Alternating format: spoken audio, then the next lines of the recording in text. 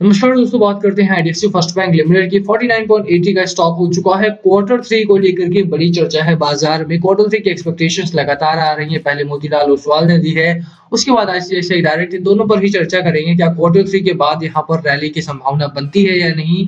साथ में ही मर्जर की भी खबरें हैं। देखिए, कंपनी में अगर मर्जर की खबरें आती तो इस तरह का पैटर्न संभावित है। आप आईडीबीआई बैंक को देख लीजिए, वहां पर प्राइवेटाइजेशन की खबर थी और इस तरह का पैटर्न ऑलमोस्ट 6 to 8 मंथ्स के लिए बना था लगातार, बट उसके बाद तुरंत ही स्टॉक आपका डबल हो चुका है। अभी भी वहां पर एक अच्छी रैली है, बट ओवरऑल अगर आप देखोगे ना, तो आईडीएफसी फर्स्ट बैंक में क्या पैसा लगाना चाहिए आपको। वॉल्यूम तगड़ा है, मार्केट में रिटेल की पसंदीदा स्टॉक है। एफआईआईज ने भी यहाँ पर काफी भारी शेयर होल्डिंग बाय कर रखी है। क्या मर्जर की खबर क्वार्टर थ्री के एक्सपेक्टेशन स्टॉक को बस करवाएंगे या नहीं। कितना पैसा आपका यहाँ पर बन सकता है, पैसा लगाना भी चाहिए या नहीं, क्योंकि अगर आप देखोगे तो अगस्त से लेकर के अभी तक कोई बहुत बड़ा मोमेंटम नहीं है। और बहुत बड़ा तो छोड़ो, थोड़ा थोड़ा बहुत भी मोमेंटम यहाँ पर नहीं है। इवन नॉट स्विंग ट्रेडिंग, आप स्विंग ट्रेडिंग भी यहाँ पर नहीं कर सकते हो। क्या कब तक यहाँ पर रैली आएगी, बात करेंगे इस वीडियो में। चलिए शुरू करते हैं, बट उससे पहले अगर आप चैनल पे नए हो, प्लीज चैनल को सब्सक्राइब कर दो and hit the bell icon ताकि आपको नोटिफिकेशन मिल सके। चलिए स्टार्ट करते हैं। सबसे पहले देखिए, बात करते हैं इसके डेली चार्ट पैटर्न की, क्योंकि वीकली अगर आप देखोगे तो वीकली आपका बहुत खराब है। लगातार आप देख लीजिए, डेली चार्ट पैटर्न है आपका और लगातार एक रेंज है यहाँ पे, ठीक है। और रेंज आप समझ सकते हो कि ये आपको 44 डे ईएमए है एंड अपर साइड पे आपका रेजिस्टेंस फेस कर रहा है 50 रुपीज के आसपास का। और लगातार इसके बीच में आपका पूरा 2 हफ्ते ऑलमोस्ट निकल गए हैं। मैं बोलूंगा 2022 की शुरुआत यहाँ से हुई और खत्म भी मुझे लग रहा है कि ये इसे रेंज में कर देगा, क्योंकि ओवरऑल अगर आप देखोगे तो स्टॉक कहीं बज नहीं कर रहा है, ना तो ऊपर निकल रहा है ना ही नीचे आ रहा है। प्रॉब्लम है स्टॉक में। आरएसआई अगर आप देखो 54 55 का आरएसआई हो चुका है। मैगडी की जहां तक बात रही आपका, हालांकि मैगडी आपका स्ट्रांगली बुल रन में है। हिस्टोग्राम पे आपके पास अपर साइड बन रहे हैं, तो खरीदारी है स्टॉक में, इसमें कोई दो राय नहीं कि बाय किया जा रहा है। एक्यूमुलेशन का जोन बना है वुड से कि मार्केट में आईडीएफसी फर्स्ट बैंक में इस समय एक्यूमुलेशन बहुत तगड़ा जारी है। लोग खरीद रहे हैं, रख रहे हैं, क्योंकि उन्हें पता है कि मर्जर के बाद स्टॉक क्या कर सकता है। आपका कुछ डेट्स है, आपको डेट्स याद रखनी है और मैं बता दूं आपको at the end of the video. But अभी आप देखो तो कहीं ना कहीं स्टॉक आपका एक रेंज में फंसा हुआ है और रेंज ब्रेकआउट के लिए एक बड़ा पुश चाहिए, और वो बड़ा पुश है आपको क्वार्टर थ्री के नंबर्स। अब आप देख लो कि क्वार्टर थ्री से मेरी एक्सपेक्टेशंस क्या हैं। Let me shift it to weekly pattern first. यहाँ पर आप आ जाते हैं कि क्वार्टरली रिजल्ट्स कैसे रहे हैं और क्या एक्सपेक्टेशन आपको यहाँ पर करनी चाहिए। इस समय बहुत सारी खबरें हैं, जैसा मैंने बोला, पहली मर्जर की खबर है, वो बड़ी चीज है। दूसरी खबर ये है कि आईडीएफसी फर्स्ट बैंक इंडिया का फर्स्ट बैंक बन रहा है जो मेटल क्रेडिट कार्ड लॉन्च कर रहा है। तीसरी खबर ये भी है कि आईडीएफसी फर्स्ट बैंक इस समय इंडियन नेवी के साथ भी टाई अप कर रहा है। तो ओवरऑल खबरें हैं बाजार में, ऐसा नहीं है कि स्टॉक का बहुत डल पड़ा हुआ है।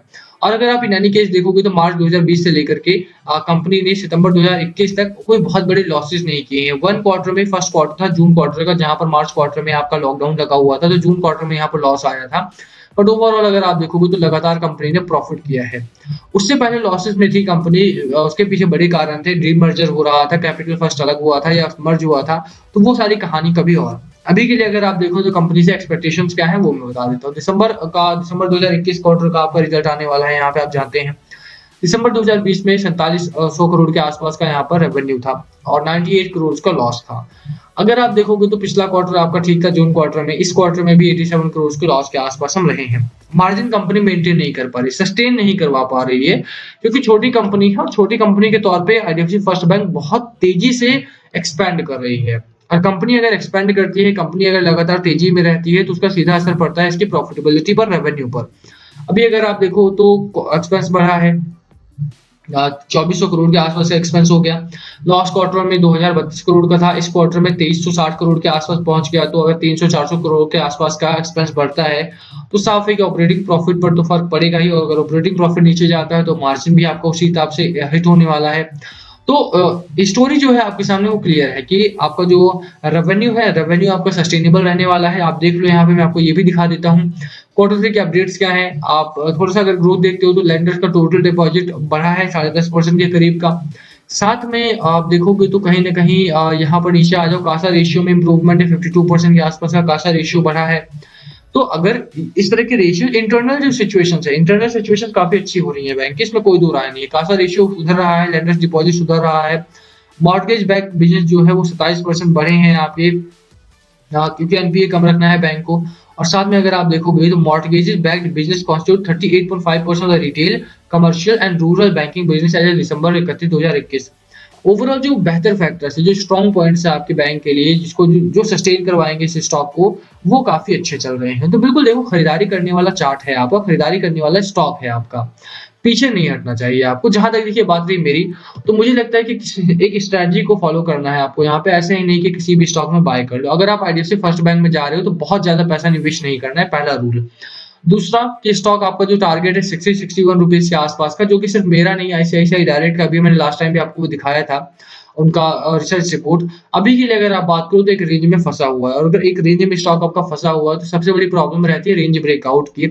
तो रेंज ब्रेकआउट का आपका जो 54-55 का एक रेजिस्टेंस बन रहा है यहाँ पे, वो प्रॉब्लम क्रिएट कर सकता है। इसी वजह से अगर आप यहाँ पे खरीदारी करने जा रहे हो तो आपको सबसे पहले ध्यान देना है कि बहुत ज़्यादा कैपिटल इसमें निवेश नहीं करनी है। दूसरी बात, लॉन्ग टर्म के लिए जाना है, शॉर्ट टर्म के लिए निवेश नहीं करना है। तीसरी सिनेरियो जो अच्छा है वो ये कि स्टॉक क्योंकि बहुत दिनों से एक रेंज में फंसा हुआ है, तो ये पुश है, ये वेंट आउट करेगा, और वेंट आउट करेगा तो बहुत तेजी से आपका ऊपर की ओर निकलेगा। तो बिल्कुल देखो, खरीदारी करते हो तो यहाँ पर अच्छी खरीदारी करके रखो स्टॉक को। बहुत जल्दी रोज ये देखने वाला स्टॉक नहीं कि कितना बढ़ गया कितना बढ़ गया, ये वाला स्टॉक नहीं है ये, ठीक है। तो 2-3 रूल्स को अगर आप फॉलो करते हो तो आईडीएफसी फर्स्ट बैंक में आपको अच्छा खासा मुनाफा बनेगा। आरएसआई 50 पॉइंट्स का है, मैकडी आपका न्यूट्रल हो चुका है।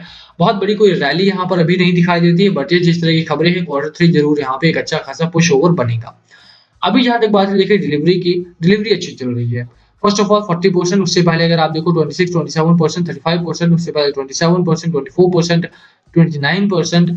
तो मुझे लगता है कि देखिए जिस तरह से डिलीवरी उठाई जा रही है छोटी स्टॉक में भी, और वोलेटाइल मार्केट है, साइडवेज का स्टॉक है, उसके बावजूद भी 40% डिलीवरी कल के दिन में उठी है। ये बात तो साफ है कि स्टॉक आपका बहुत जल्द बहुत अच्छा चलेगा, इसमें कोई दो राय नहीं है। एंड पर्सनली अगर आप बात करो तो पर्सनल कोई वो नहीं है मेरा पुश ओवर करने का, इसको कि पुश करो भाई पैसा मिलेगा। तो साफ है कि आईडीएफसी फर्स्ट बैंक में अगर आपको खरीदारी करनी है, last call always be yours. But जिस तरह का सिनेरियो यहाँ पर बन रहा है, जो चार्ट पैटर्न बन रहा है, बिल्कुल यहाँ पे मुझे लगता है कि आपको इसे वॉच लिस्ट में रखना चाहिए। वॉच लिस्ट में रखो। अगर आपको लगता है कि हाँ स्टॉक अब यहाँ पर ठीक है और खरीदारी करनी चाहिए, तो please go ahead by the stock. I won't mind it. But yes, अभी के लिए अगर आप बात करो, चार्ट अच्छा है, खबरें अच्छी हैं और डिलीवरी परसेंटेज अच्छा है, तो बिल्कुल इसको वॉच लिस्ट में आप रख के देख सकते हो, खरीदारी के लिए सोच सकते हो। यहाँ तक देखिए बात रही बाजार की, बाजार अच्छा चला है, साइडवेज का मार्केट रहा है आपका। एंड साइडवेज के मार्केट में हालांकि बैंक निफ्टी गिरावट में रहा आज के दिन में, बट दैट्स फाइन, क्योंकि बैंक निफ्टी लगातार तेजी में था। निफ्टी 50 पे अगर आप देखोगे तो लगातार चौथा हफ्ता है और काफी तेजी में है। तो एक बात तो समझने वाली है कि आपको थोड़ा सा यहाँ पर हर्डल मिलेगा अराउंड 18,400 के आसपास का, जो कि प्रीवियसली भी एक बड़ा हर्डल साबित हुआ था। 18,400 18,600 के आसपास का बड़ा हर्डल यहाँ पर मिलेगा। बाजार 3 महीने की गिरावट में रहा, स्लो ग्रोथ हुई, स्लो यहाँ पर मतलब गिरावट हुई, स्लो फॉल हुआ यहाँ पे। बट जो रैली है that is faster than the गिरावट। तो एक बात तो समझना पड़ेगा आपको कि अगर गिरावट हुई थी, और मैंने तब भी खरीदारी के लिए बोला था आपको बाजार में, अभी भी आप खरीदारी बाजार में कर सकते हो, बशर्ते आप जो स्टॉक सेलेक्ट करो वो फंडामेंटली और टेक्निकल पैटर्न में काफी अच्छा हो। ठीक है, खरीदारी करने की मेरी इसमें भी सलाह रहेगी। बाकी last call always be yours. देखिए मैं एजुकेशनल पर्पस के लिए आपको बता रहा हूँ, बाकी last call always be yours. क्या है आपकी स्ट्रैटेजी स्टॉक को लेकर के, प्लीज कमेंट करके शेयर करना।